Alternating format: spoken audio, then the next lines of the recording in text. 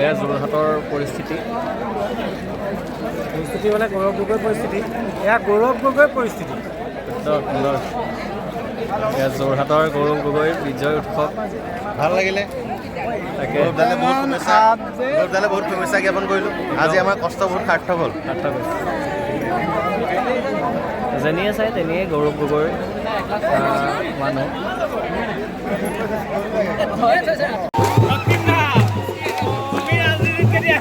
মই কেতিয়াবা আহিলোঁ।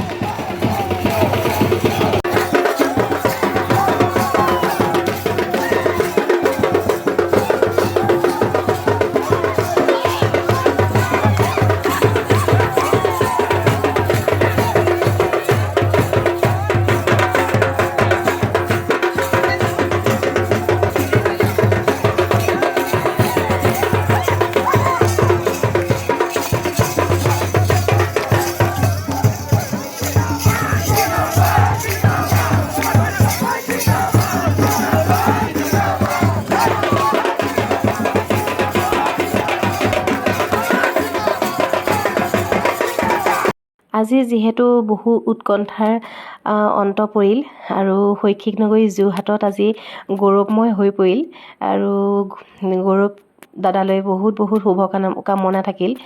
আগন্তুক দিনবোৰ তেওঁ যাতে ৰাইজৰ হৈ মাত মাতিব পাৰে, ৰাইজৰ হৈ সাংসদত যাতে তেওঁ উচ্চ কণ্ঠৰে যাতে আমাৰ হৈ মাত মাতক, আমাৰ হৈ কাম কৰক আৰু ভগৱানে তেওঁক যাতে শক্তি দিয়ক, তাৰে মানে কামনা কৰিলোঁ। আৰু তেওঁলৈ শেষত বহুত বহুত মানে শুভকামনা জনাই তেওঁ মানে দেহা মোৰ সুস্থ সবল কৰি ৰাখক ভগৱানে।